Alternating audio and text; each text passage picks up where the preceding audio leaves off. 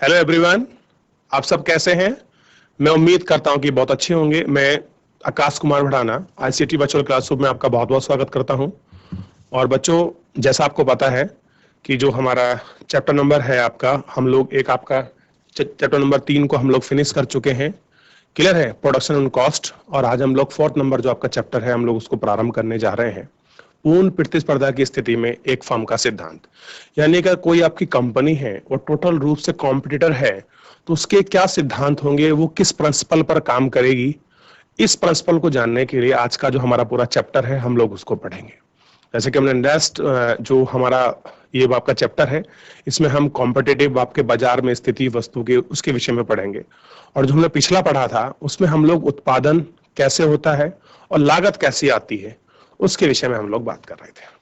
तो मैं अगर पिछले विषय से संबंधित किसी भी बच्चे का कोई आपका प्रश्न है, कोई डाउट है, कोई आपकी क्वेरी है, तो आप लाइव जुड़कर हमको कमेंट सेक्शन के माध्यम से आप हमसे अपना प्रश्न जो है बच्चों पूछ सकते हैं। कोई भी बच्चा किसी भी स्कूल का। नेक्स्ट चैप्टर शुरू करें। चलिए ध्यान देंगे सभी बच्चे। तो हम चलते हैं डिजिटल बोर्ड की तरफ। चैप्टर हमारे सामने है और चैप्टर जो हमें मिल गया है, चैप्टर कह रहा है, देखिए ध्यान दीजिए आप लोग थोड़ा सा इसमें। चैप्टर कह रहा है पूर्ण प्रतिस्पर्धा यानी कि टोटल कंपटीशन की स्थिति में कौन में फर्म का सिद्धांत। अगर कोई कंपनी आपकी कॉम्पिटिटर है तो उसकी जो कंडीशन है, जो उसकी स्थिति है, उस स्थिति में जो उसका जो सिद्धांत है वो क्या होगा उसके विषय में बात करें।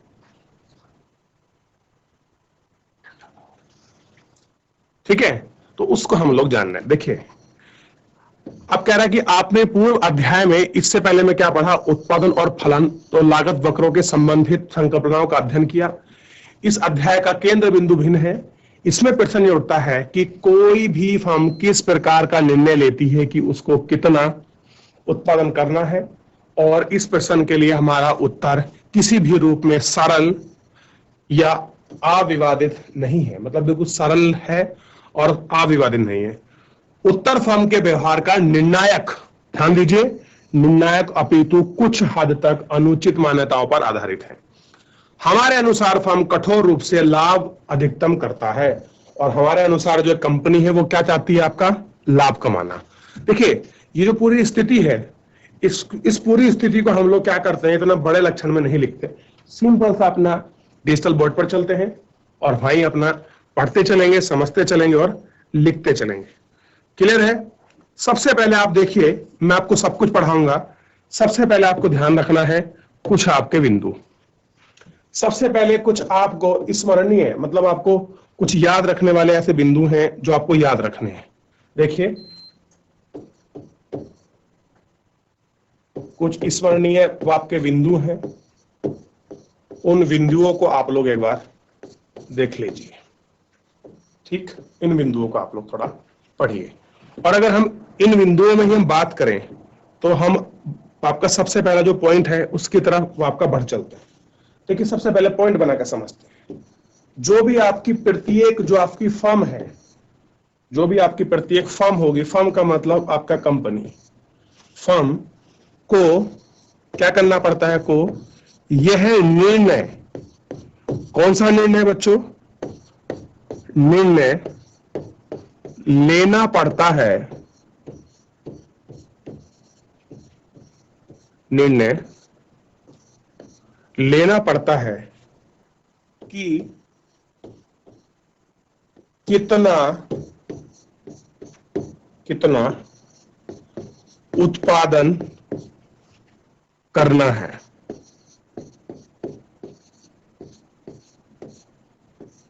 क्लियर है? क्या करना पड़ता है, उसको निर्णय लेना पड़ता है कि उसको कितना उत्पादन करना है।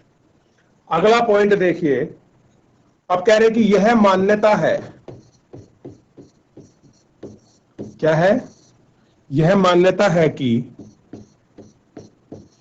क्या मान्यता है कि प्रत्येक फर्म, जो भी आपकी प्रत्येक जो फर्म है, प्रत्येक फर्म कठोर रूप में, कठोर रूप में लाभ कैसा है, अधिकतम है। लाभ कैसा है? अधिकतम होती है, यानी जो लाभ है वो कैसा होगा? अधिकतम होगा। क्लियर है? दूसरा, और साथ में इसका एक पॉइंट और है बच्चों, बड़ा इंपॉर्टेंट है, कि जो एक फर्म होगी, जो आपकी फर्म है, फर्म से क्या होगा? फर्म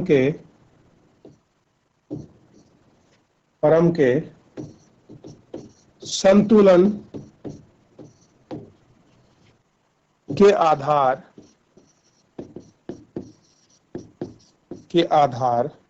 पर फर्म का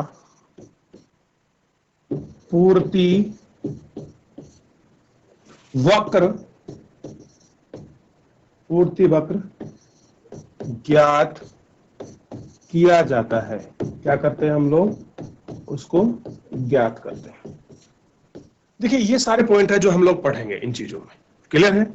और इसी में एक पॉइंट और है जो बहुत इंपॉर्टेंट है, इसको ध्यान दीजिए। इसी में ये पॉइंट है कि जो आपकी व्यक्तिगत, जो भी आपकी फर्म होती हैं, क्या होती हैं? जो भी वो आपकी व्यक्तिगत, जो आपकी फर्म होती हैं, अगर हम लोग उन व्यक्तिगत फर्म की बात करें, फर्म के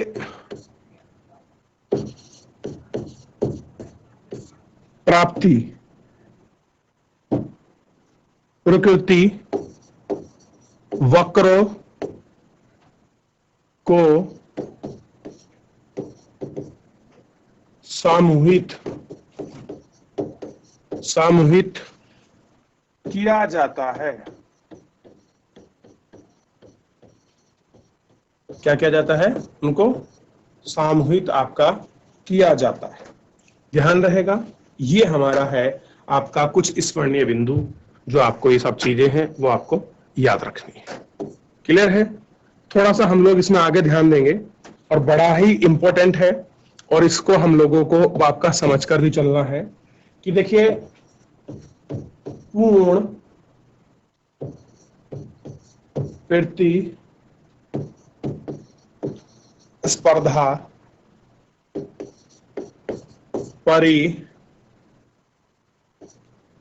पारिभाषिक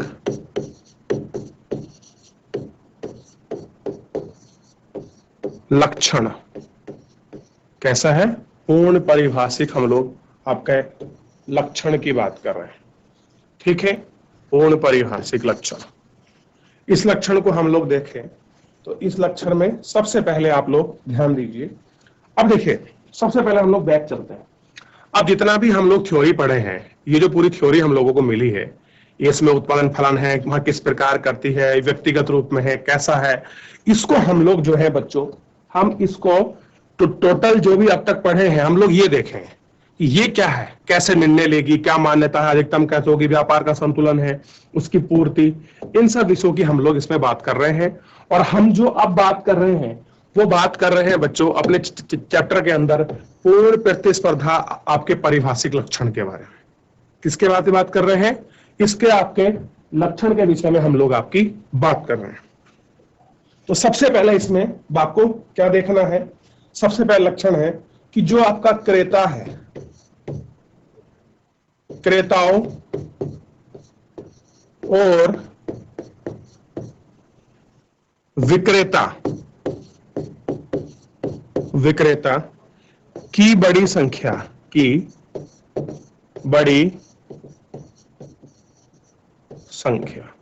कैसी है? क्रेता और विक्रेता की जो आपकी बड़ी संख्या है, यह आप लोग को थोड़ा सा ध्यान रखना है।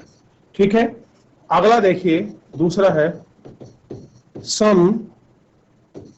समरूप वस्तु। अगला क्या है? कि आपका समरूप वस्तु। तीसरा क्या है आपका? पूर्ण ज्ञान। ये होना जरूरी है इसकी परिभाषा में। फिर है आपका दूसरा स्वतंत्र निर्णय लेना। ठीक है, इतना आप लोगों को पता होना चाहिए। इससे आगे एक और इंपॉर्टेंट है इसी में, आपकी परिभाषिक में ही, ये है आपका, ध्यान दीजिए, पूर्ण गतिशीलता। कैसी है आपकी? पूर्ण गतिशीलता। और अगला है आपका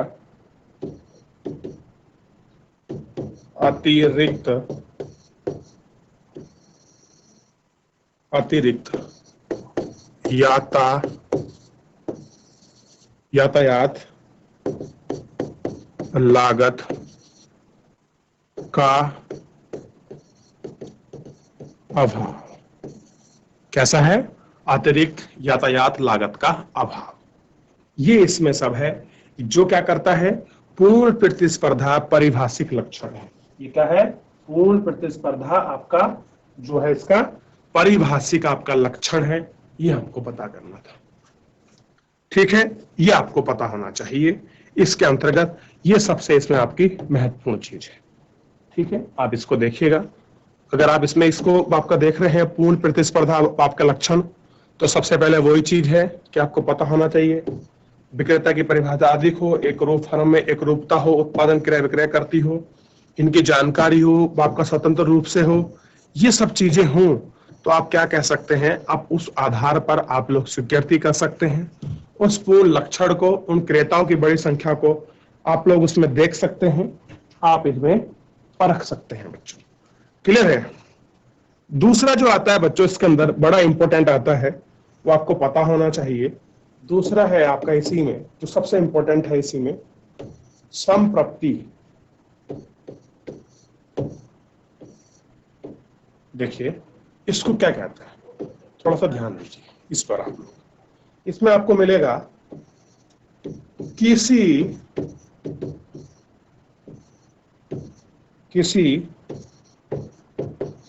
वस्तु की बिक्री करने से एक फर्म को जो कुल रकम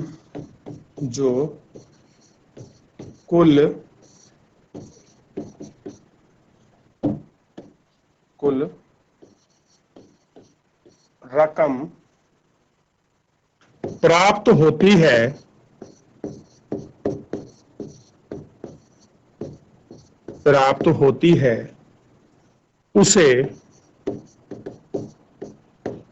उसे फर्म की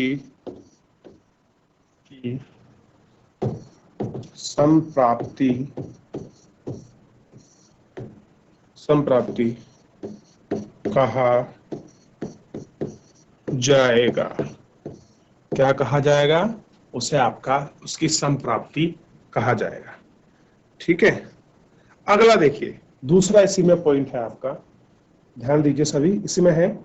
अब देखिए, ये तो होगी आपकी कुल फर्म की जो आपकी संप्राप्ति है, आप उसको क्या कैसे कहेंगे? है क्या? यानी कि किसी वस्तु की बिक्री करने पर एक फर्म को जो कुल रकम प्राप्त होती है वो उस फर्म की संप्राप्ति। यानी कि एग्जांपल मान लीजिए, अगर मैं आपको एग्जांपल लेके समझाऊं, आपने क्या करा, कोई एक क्या करा, आपने पेन बेचा, और आपने पेन बेचकर आपको कुछ पैसा मिला। मान लीजिए आपको 10 रुपए मिले, तो ये 10 रुपए क्या है? ये उस फर्म की, जो कोई फर्म है, उस फर्म की क्या है बच्चों? आपका संप्राप्ति है। क्योंकि उसने क्या करा, किसी उत्पाद को बेचकर उसको क्या मिला? उसको पैसा मिला। क्या मिला? उसको पैसा मिला। तो आपको ये सारी चीजें, ये सब चीजें आपको पता होनी अनिवार्य है बच्चों। ये सारी चीजें आपको पता होनी चाहिए। आगे देखिएगा बच्चों, अब हम थोड़ा इसमें बात कर लेते हैं एक अलग सा जो बहुत इंपॉर्टेंट है, आपका कुल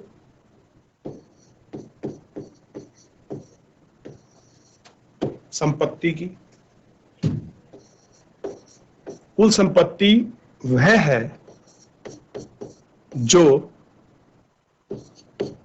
एक फर्म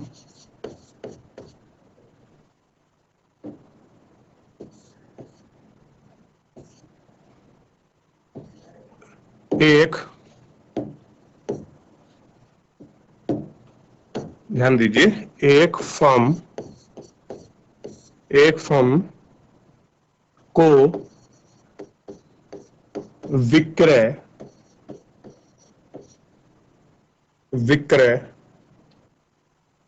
करने पर कुल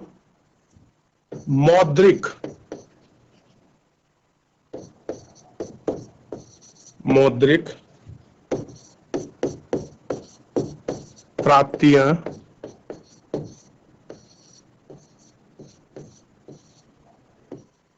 होती हैं।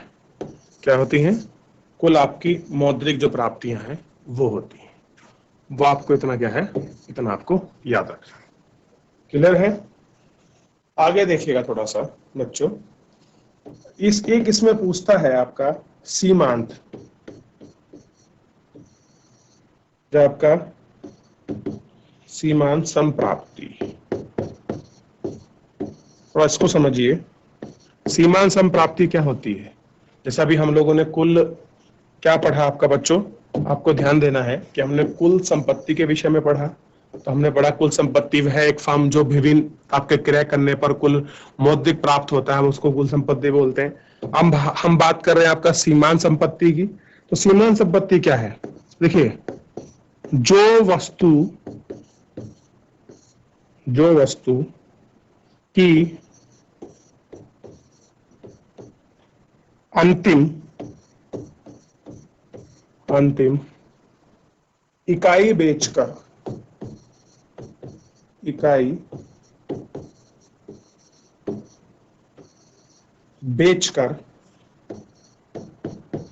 प्राप्त की जाती है। क्या कर रहे हैं? वस्तु की अंतिम इकाई बेचकर आपका प्राप्त की जाती है। ठीक है, ध्यान दीजिए, क्या की जाती है? अंतिम आपका इकाई बेचकर प्राप्त की जाती है। आगे देखिए, सीमांत प्राप्ति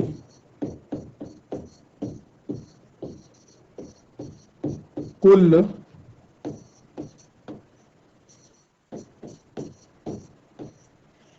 संपत्ति का वह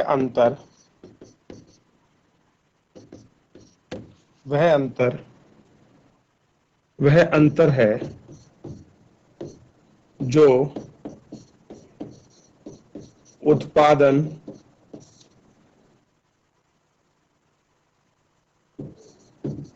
संप्राप्ति से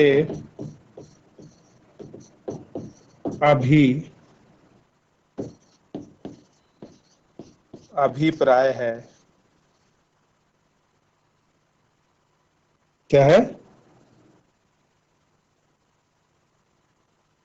कुछ एक मिनट रुकिएगा। जैसे हम लोग यहां कर रहे हैं कि अंतर वह है जो ये दूसरा हो गया बच्चों, अंतर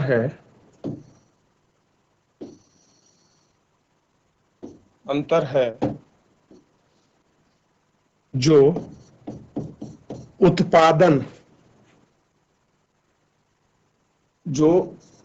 उत्पादन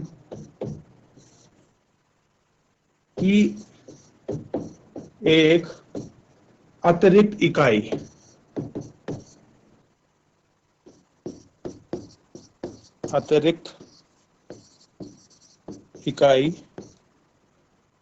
बेचकर प्राप्त होती है।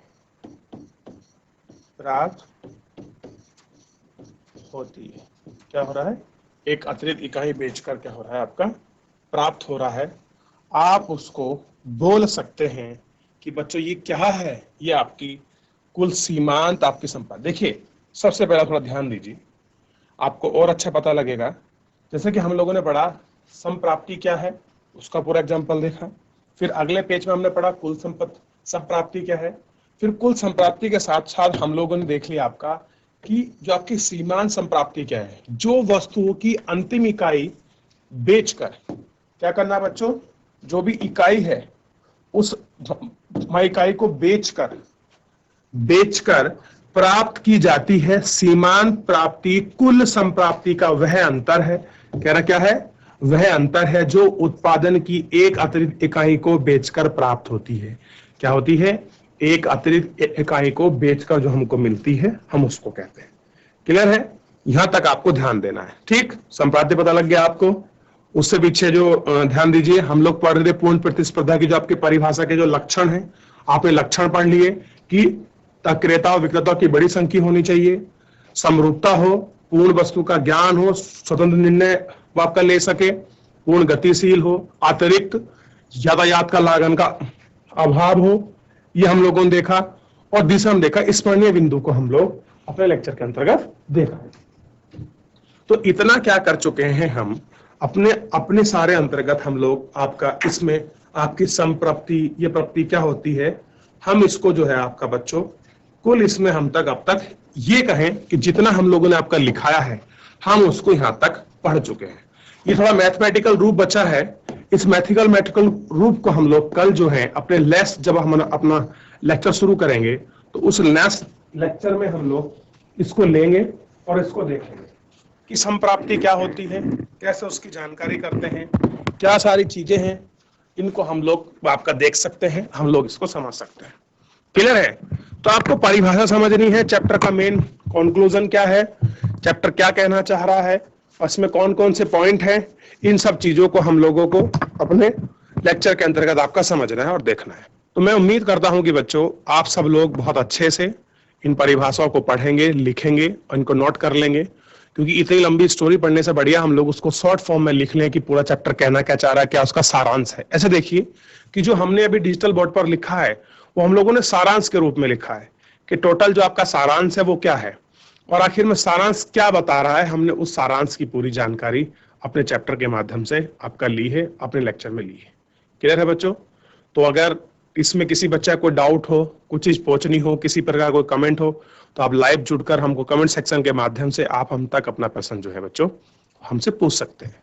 क्लियर है, तो आपको संप्राप्ति, कुल उसकी परिभाषा और पूर्ण स्पर्धा की, हाँ जो कंपनी है, जो फर्म है, उसकी क्या कंडीशन है, वो सब चीजें तो आपको पता होना चाहिए। कंपनी का मेन निर्णय होता है कि उसको प्रॉफिट कमाना, क्या कमाना, लाभ कमाना, और उसको पता होता है कि उसको कितनी प्रोडक्शन करना है, कितना प्रोडक्शन नहीं करना, कितने सेल्स में है, कितना उसको पेंडिंग रखना है, कितना स्टोर, ये सब वहां कंपनी की रिस्पॉन्सिबिलिटी होती है।